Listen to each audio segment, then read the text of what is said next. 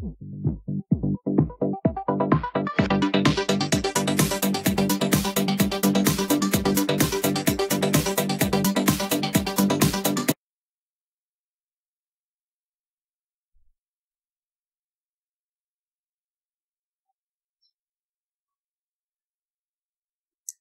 students, welcome to my YouTube channel Rafiq English Academy.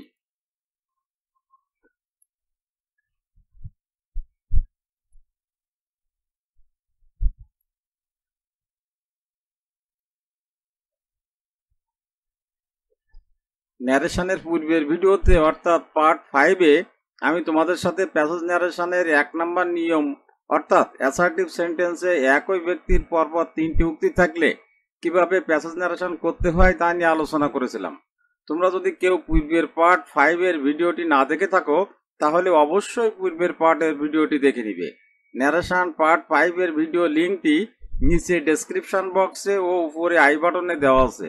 যাই হোক, আজ আমি তোমাদের সাথে ডিজিটাল প্রজেক্টর স্লাইড শো এর মাধ্যমে ন্যারেশন পার্ট 6-এর প্যাসেজ ন্যারেশন এর 2 নম্বর নিয়ম অর্থাৎ ইন্টারোগেটিভ সেন্টেন্সে একই ব্যক্তির পরপর 3টি উক্তি থাকলে কিভাবে প্যাসেজ ন্যারেশন করতে হয় তা নিয়ে আলোচনা করব।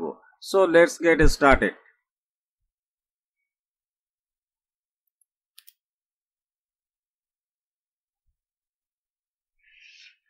প্যাসেজ ন্যারেশন করার নিয়ম note number 2।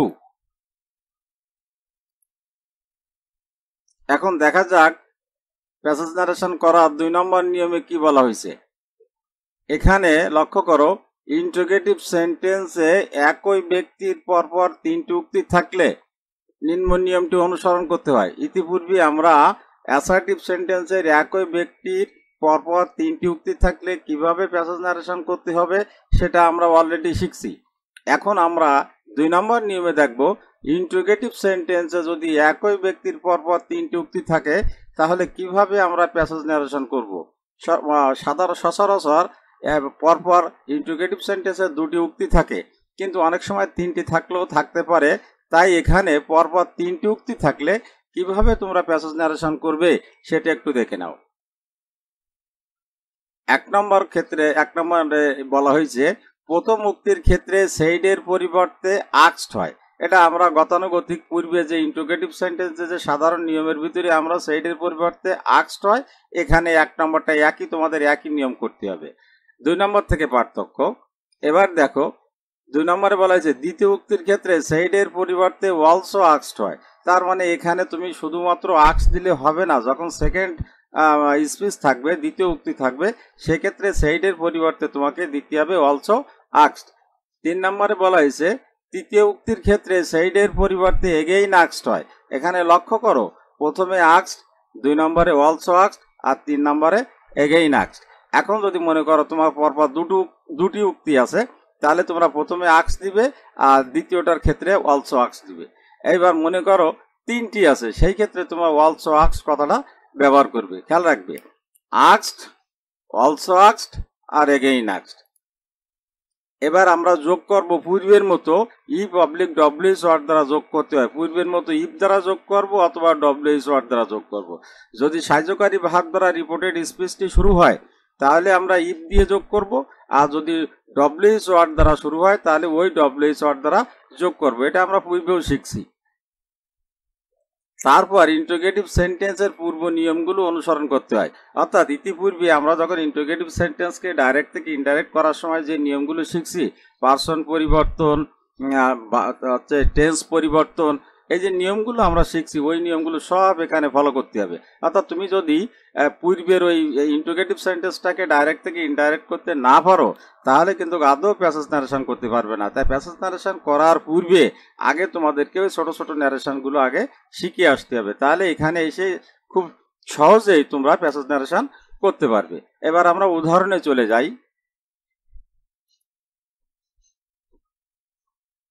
Passage narration examples of interrogative sentence. এবার ইন্টারোগেটিভ সেন্টেন্সে পরপর 3টি উক্তি থাকলে কিভাবে প্যাসেজ ন্যারেশন করব পূর্বের নিয়ম অনুযায়ী আমরা একটু দেখে নেই। একটু আগে যে আমরা নিয়মটা উল্লেখ করলাম ঠিক ওই নিয়ম অনুযায়ী আমরা এখানে প্যাসেজ ন্যারেশনটা করব।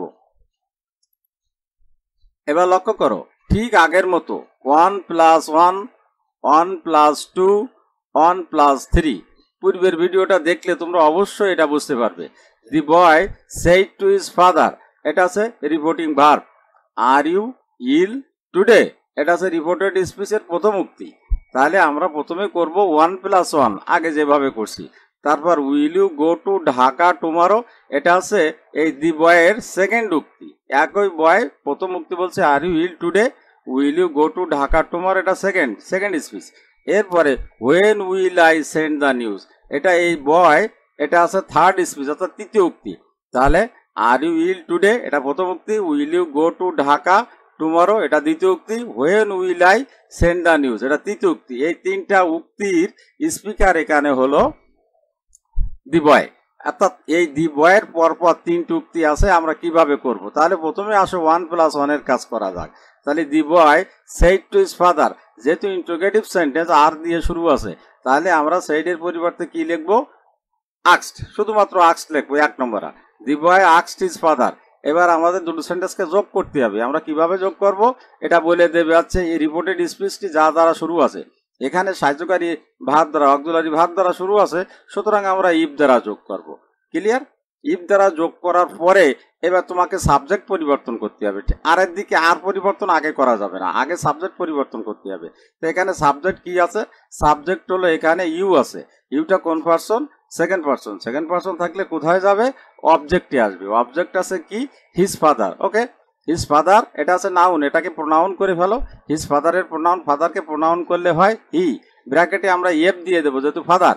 এখানে দি বয় এটাও নাউন, এটাও নাউন, অতএব এখানে হি হতে পারে, এখানে হতে পারে। তাই আমরা কোন হিটা দিলাম এটা লক্ষ্য করবো। এখানে এফ দিয়ে দেওয়া মানে ফাদারকে বোঝাচ্ছে। তারপরে এরপরে সাবজেক্ট নির্ণয়ের পরে আমরা ভার্বের কাজ করব।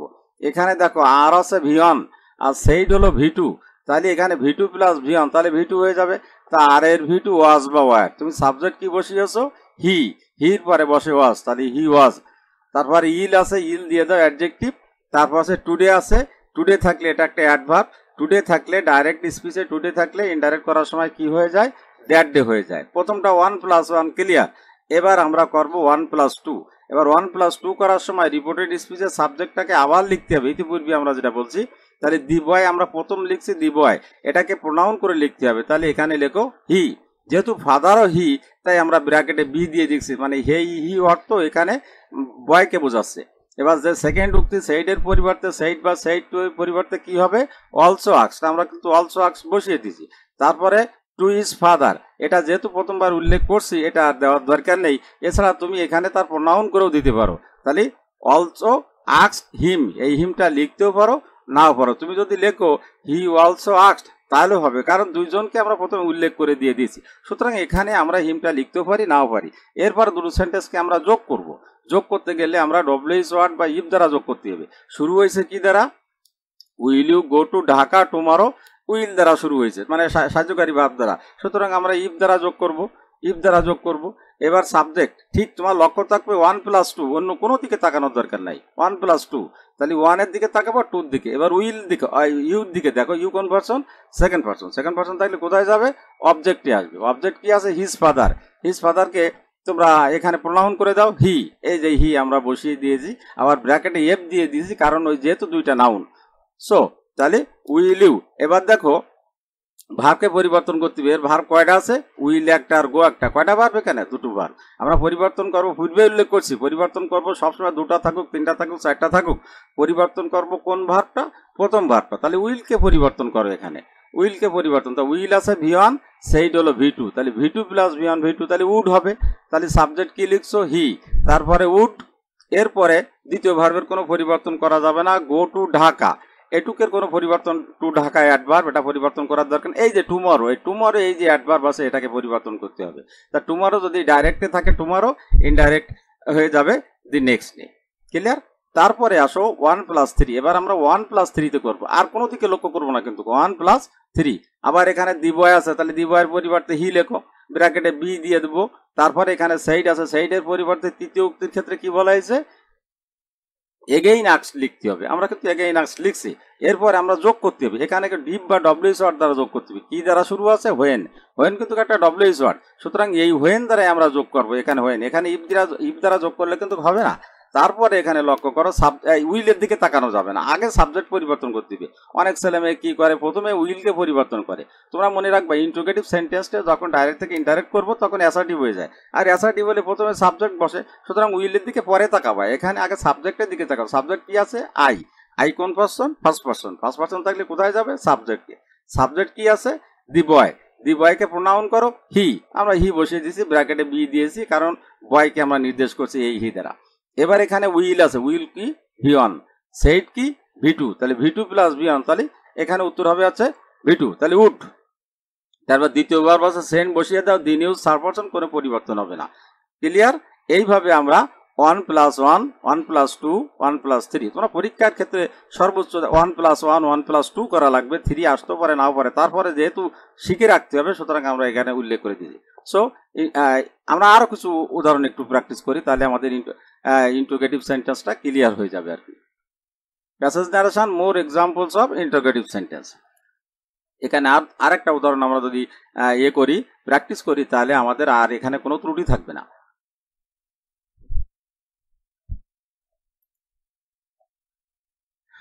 এবার লক্ষ্য করো, এখানে Faruk said to Haimanti, a reporting verb. Do you have any problem, এটা হচ্ছে ফারুকের প্রথম ফার্স্ট স্পিচ, প্রথম যে উক্তিটা এটা এই, তারপর হচ্ছে ওয়ান, তারপর will you take help from me, এটা হচ্ছে ফারুকের 2 নম্বর উক্তি, এখানে স্পিকার হলো Faruk.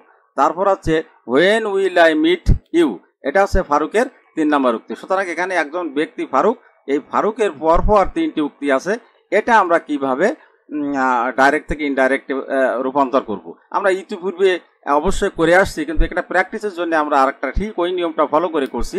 So Faruk said to Haimanti, এখানে ফারুক সেইড টু হৈমন্তী, তাহলে তো লেখা যায় ফারুক আস্কড হৈমন্তী, এটা তো তোমাদের কোনো সন্দেহ নেই পূর্বের নিয়ম অনুযায়ী। এবার যোগ করব, আমরা কি দ্বারা যোগ করব? যেহেতু ডু আছে সাহায্যকারী ভার্ব, সাহায্যকারী ভার্ব দ্বারা শুরু আছে, তাহলে আমরা ইফ দ্বারা যোগ করব। এই যে ইফ দ্বারা যোগ করছি। এরপরে ডুর দিকে আর তাকানোর দরকার নাই, এখানে তুমি চলে যাও সাবজেক্টের দিকে। সাবজেক্ট কি আছে? এখানে সাবজেক্ট আছে ইউ। ইউ কোন person? Second person. Second person থাকলে কোথায় যাবে? অবজেক্টে আসবে। অবজেক্ট কি আছে? হৈমন্তী। ওকে, হৈমন্তী হলো নাউন, তাহলে হৈমন্তীকে প্রোনাউন করে দাও, তা হৈমন্তীর প্রোনাউন হলো শি। এবার ডু, ডাজ আর ডিড, এটা অবশ্যই লক্ষ্য করবা, ডু, ডাজ এবং ডিড, এটা হলো যখন তোমাদের টেন্স নির্ণয়ের পরে এটাকে বাদ দিয়ে দিতে হবে, এর কোনো ফাংশন নেই। যেমন ডু দিয়ে প্রমাণ হয়েছে যে এটা আছে প্রেজেন্ট ইনডেফিনিট টেন্স, সো এটাকে ডু, ডাজ, ডিস টেন্স নির্ণয়ের পরে তোমরা বাদ দিয়ে দিবে। আমি পূর্বে এটা উল্লেখ করে দিয়ে আসছি, পূর্বের পার্টে যে কোনো একটা পার্টে এখানে আছে ডু, ডাজ, ডিস টেন্স নির্ণয়ের পরে কি হয়? বাদ যায়, তাহলে ডুকে বাদ দিয়ে দাও। ডু তো কোনো ফাংশন নেই, যেহেতু প্রেজেন্ট ইনডেফিনাইট আমরা এখানে নিয়ে নিচ্ছি। এবার এখানে মূল ভাব দেখা আছে কি? হ্যাভ। হ্যাভ কিন্তু এটা প্রেজেন্ট পারফেক্ট না, যেহেতু হ্যাভের পরে দেখো ভিতরি নেই, তাহলে এটা প্রেজেন্ট ইনডেফিনাইট। সো এখানে মূল ভার্ব হলো হ্যাভ, তাহলে হ্যাভকে এখানে আছে কি? সেইড হচ্ছে ভি2, হ্যাভ হলো ভি1, তাহলে হ্যাভকে ভি2 করো, তো হ্যাভকে ভি2 করলে হবে হ্যাড, শি হ্যাড। এরপরে এনি প্রবলেম থার্ড পার্সন, কোনো পরিবর্তন হবে না। So 1+1 clear. ওকে, এবার আমরা করব 1+2। 1 কি আছে? ফারুক সাইড টু হৈমন্তী, আর 2 will you take help from him. তাহলে দ্বিতীয় 1+2 করার সময় দ্বিতীয় উক্তির ক্ষেত্রে আমরা এই ফারুককে আবার আর রাখতে পারবো না, এখানে ফারুককে প্রোনাউন ফর্ম দিয়ে দিবে, তা ফারুকের প্রোনাউন ফর্ম হি, আমরা হি এখানে লিখে দিলাম। তারপর আছে সেইডের পরিবর্তে অলসো আস্কড হবে, আমরা অলসো আস্কড লিখলাম। তারপরে এই হৈমন্তী, এই হৈমন্তী এখানে কি?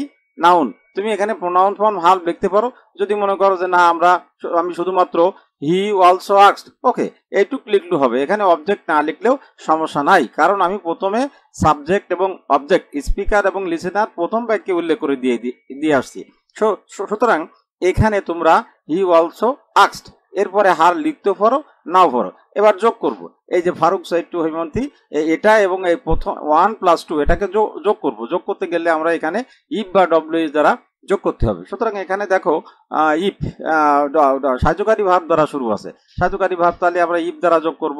ইফ দ্বারা যোগ করার পরে আর কিন্তু আমরা উইলের দিকে তাকাবো না, আমরা চলে আসবো ইউর কাছে। ইউ কোন person? Second person. Second person থাকলে কোথায় যাবে? অবজেক্টে চলে যাবে। অবজেক্ট কি আছে? হৈমন্তী, তাহলে হৈমন্তী হলো না, উনাকে প্রোনাউন করে ফেলো শি।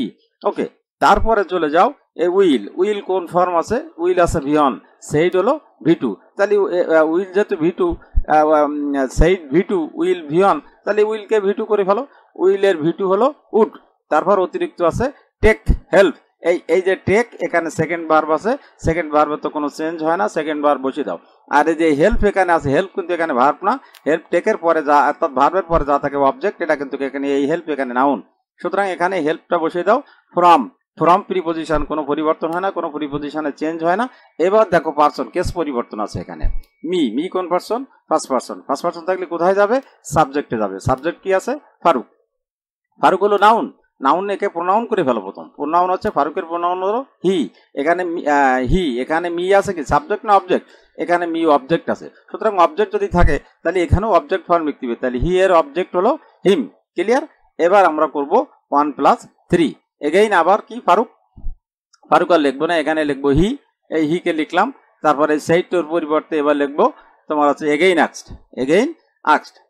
তারপরে আমরা কি করব, এই ওই মন্ত্রী কিন্তু কার দরকার নেই, ওখানে ক্লিয়ার। ওই একবার অবজেক্ট উল্লেখ করছে, আর দেবো না। এবার চলে আসো হোয়েন। এখানে কিন্তু দেখো হোয়েন দ্বারা শুরু আছে, অর্থাৎ ডব্লিউএইচ ওয়ার্ড দ্বারা শুরু আছে। সুতরাং এই ডব্লিউএইচ ওয়ার্ড দ্বারা তোমাকে যোগ করতে হবে। তাই ডব্লিউএইচ ওয়ার্ড দ্বারা যোগ করলে ওই হোয়েন দিয়ে যোগ করে দাও। যোগ করার পরে তোমরা উইলের দিকে লক্ষ্য করবে না, গো টু সাবজেক্ট, একেবারে ডাইরেক্ট সাবজেক্টের কাছে চলে যাও। সাবজেক্ট কি আছে? আই কোন person? First person. First person তাহলে কোথায় যাবে? সাবজেক্টে চলে আসবে। সাবজেক্ট কি আছে? ফারুক। ফারুক হলো নাউন, একে প্রোনাউন করে ফেলো। ফারুকের প্রোনাউন হচ্ছে হি। এরপরে আসো, দেখো উইল আছে ভার্ব, আর এখানে সেইড হলো V2, উইল হলো V1, তাহলে V2 + V1 = V2। সুতরাং এখানে উড হয়ে যাবে। তারপর আর একটা ভার্ব হলো মিট। মিটের কোনো সেকেন্ড ভার্বের পরিবর্তন হবে না, উড মিট। এবার লক্ষ্য করো শেষে দেখো আবার ইউ আছে, কেস পরিবর্তন আছে এখানে। ইউ কোন person? Second person. Second person তাহলে কোথায় যাবে? অবজেক্টে চলে আসবে। অবজেক্ট কি আছে? হৈমন্তী। তা হৈমন্তীকে প্রথমে তুমি প্রোনাউন করে ফেলো। তা হৈমন্তীর প্রোনাউন আছে সি, কিন্তু ইউ এখানে আছে কি? অবজেক্ট। তাহলে এই সি এর অবজেক্ট ফর্ম কি? হার। আমরা হার লিখে দিলাম। ক্লিয়ার? এইভাবে একের পর এক ডিজিটাল প্রজেক্টর স্লাইড শো এর মাধ্যমে আমি প্যাসেজ ন্যারেশনের বাকি নিয়মগুলো তোমাদেরকে শিখিয়ে দিব। তোমরা প্যাসেজ ন্যারেশন শিখতে আমার ন্যারেশনের উপর আপলোডকৃত সব পার্টের ভিডিওগুলো বারবার দেখবে, তাহলে তোমরা নিশ্চিত ন্যারেশন ও প্যাসেজ ন্যারেশন শিখতে পারবে।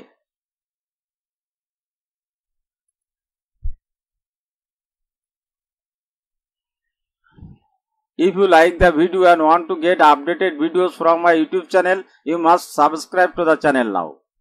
আর তোমরা যদি ইতিমধ্যে আমার চ্যানেলটি সাবস্ক্রাইব করে থাকো তাহলে থ্যাংক ইউ সো মাচ।